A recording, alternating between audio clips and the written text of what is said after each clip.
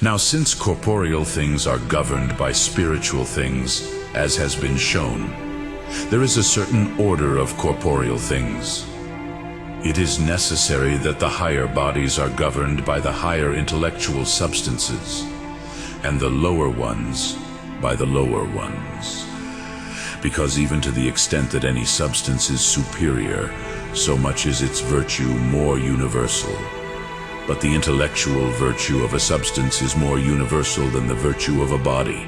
Indeed, superior among intellectual substances have virtues that cannot be explained by any bodily virtue, and therefore are not united to bodies.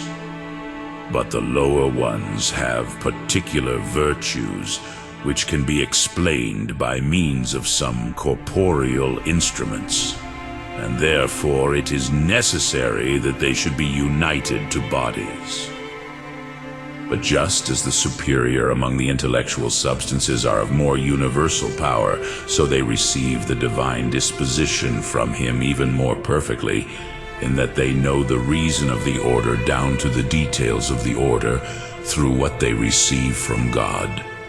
And this manifestation of the divine order made by God reaches even to the last of the intellectual substances, as it is said in Job 25:3, "Is there a number of his soldiers, and on whom does not his light shine?" But the inferior intellects do not receive in that perfection itself, that through it they can know the particulars which pertain to the order of providence, to be executed by them, but only in a certain community. And the more inferior they are, the less they receive knowledge of the divine order through the first illumination received from God. Insofar as the human intellect, which is the lowest according to natural knowledge, has knowledge only of some of the most universal things. Thus, therefore, the higher intellectual substances immediately obtain from God the perfection of the knowledge of the aforesaid order, which perfection it is necessary that the other lower ones attain through them. As we said above, that the universal knowledge of the pupil is brought to perfection through the knowledge of the teacher, who knows in particular. Hence it is that Dionysius speaks of the highest intellectual substances, which he names the first hierarchy, that is, the sacred principality, 7 decoelesti. Hierarchia says that they are not sanctified by other substances, but by the divinity itself. They are directly extended into it, and they are brought into contemplation of the immaterial and invisible beauty, as far as is right, and to the knowable reasons of the divine works. And by means of these, he says that the supposed dispositions of the celestial essences are to be learned. Thus, therefore, the higher intellects undertake the perfection of knowledge in the higher principle. But in every arrangement of providence, the very arrangement of effects is derived from the form of the agent. For the effect must proceed from the cause according to some similitude. Now the fact that the agent shares the likeness of its form with the effects is for some end. Therefore the first principle in the disposition of providence is the end. Secondly, the form of the agent. Thirdly, the very disposition of the order of effects. Therefore the highest in the order of the intellect is that which is attended to at the end of the order of reason. Secondly, that in form.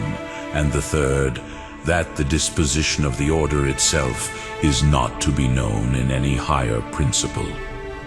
Hence the art which considers the end is architectural in relation to that which considers the form, just as pilotage is in relation to the effective ship.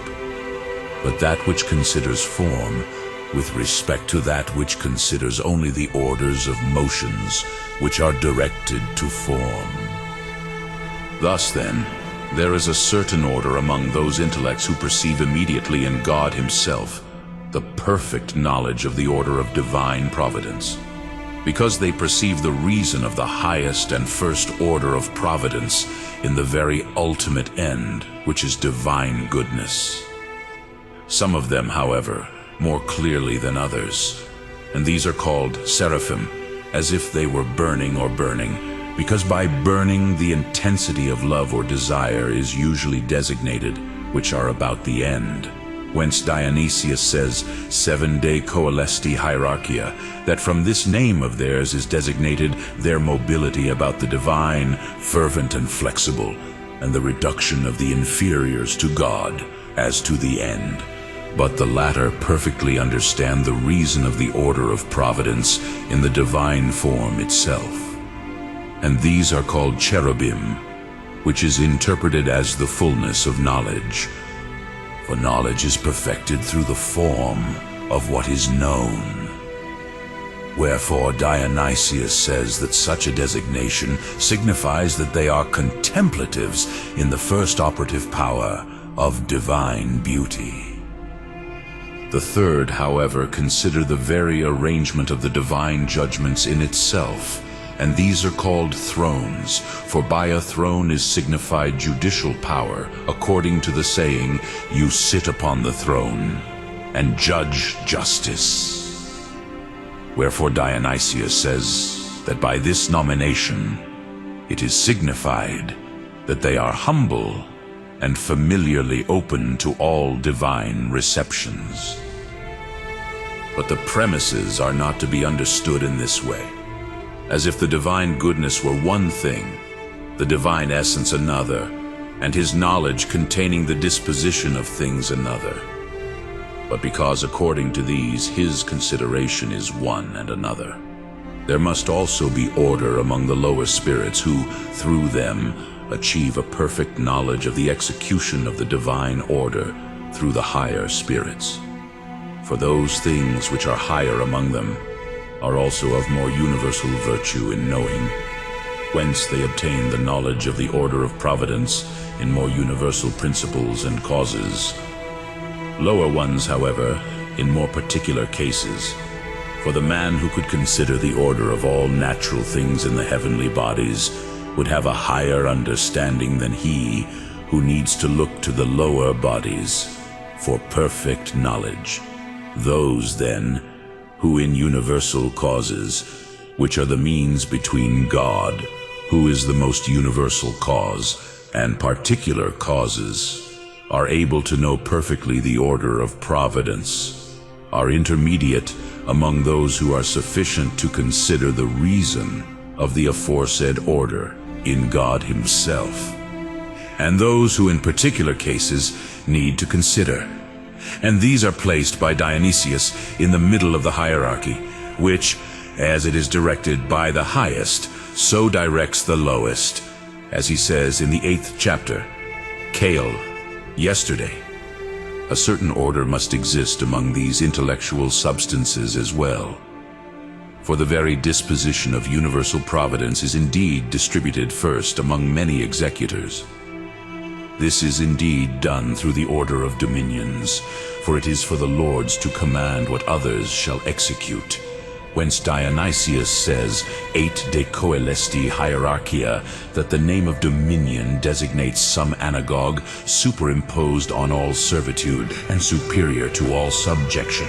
Secondly, it is distributed and multiplied by the worker and the executor for various effects. This is indeed done through the order of the virtues, the name of which, as Dionysius says there, signifies a kind of strong virility in all deiform operations, not leaving him to undertake any deiform movement in weakness. From which it is clear that the principle of universal operation belongs to this order.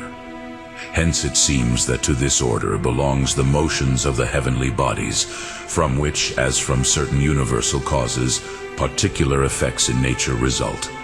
And therefore the powers of the heavens are called Luke 21:26, where it is said, the powers of the heavens will be moved. The execution of divine works which are done outside the order of nature seems to belong to them also. For these are the most sublime of the divine ministries.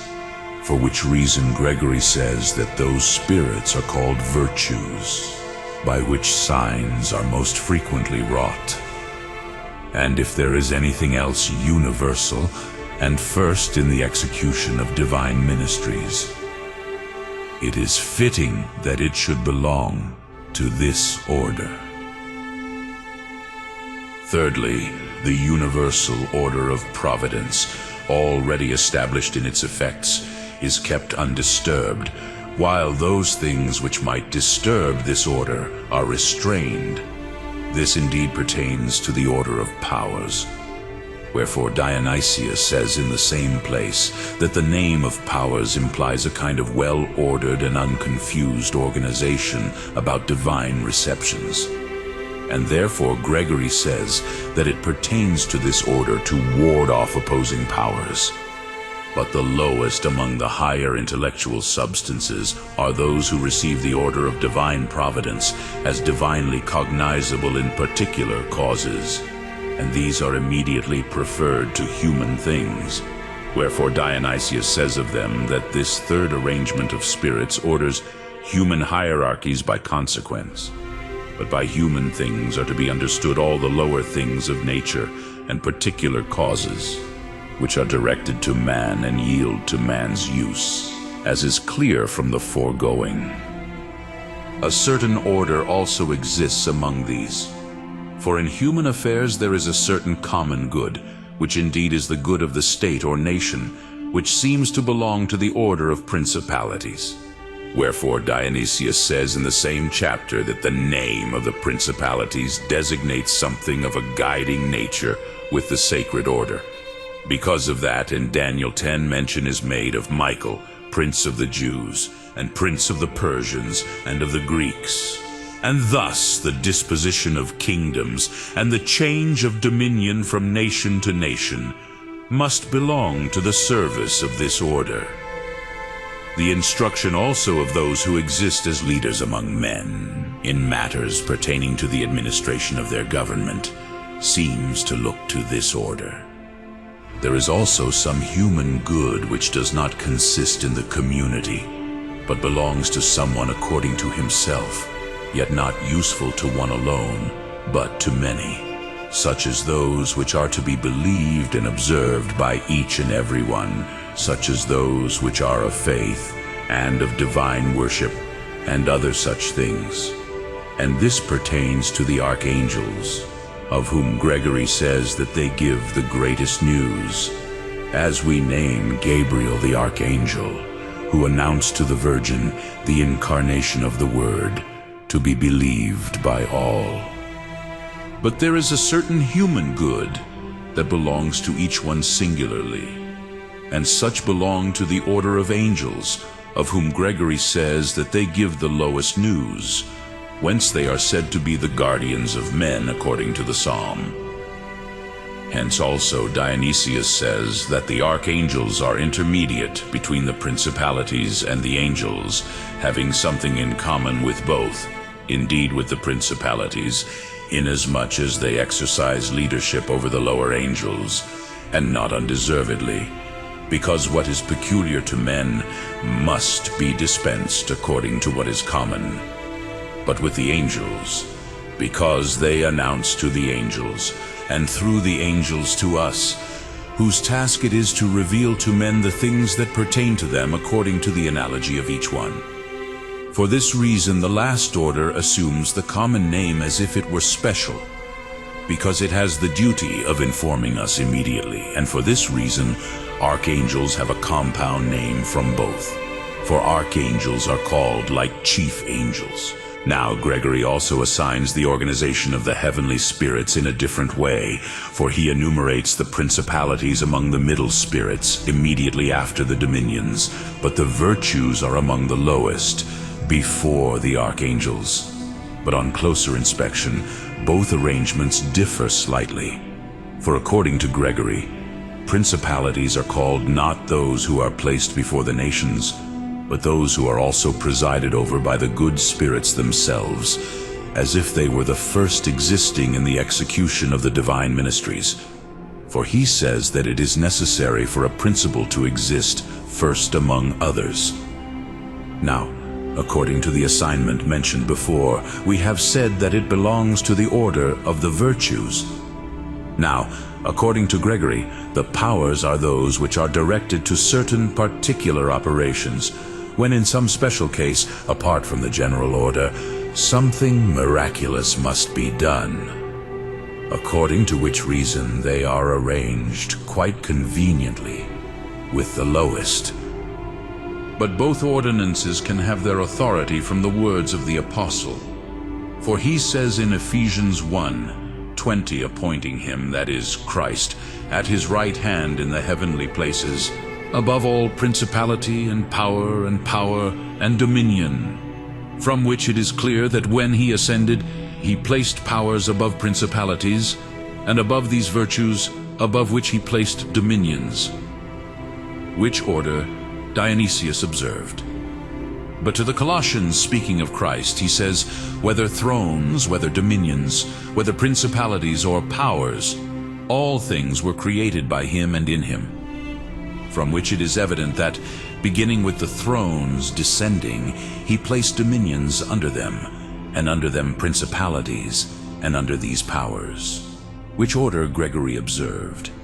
But the seraphim are mentioned in Isaiah 6, of cherubim, Ezekiel 1, of the archangels, in the canon of Judas, with Michael the archangel disputing with the devil and so on, but of the angels in the Psalms, as has been said. But this is common to all the ordered virtues, that all the inferiors act by the power of the superior virtue. Hence what we have said belongs to the order of the seraphim. All the lower ones are executed by virtue of it, and the same is to be considered in other orders.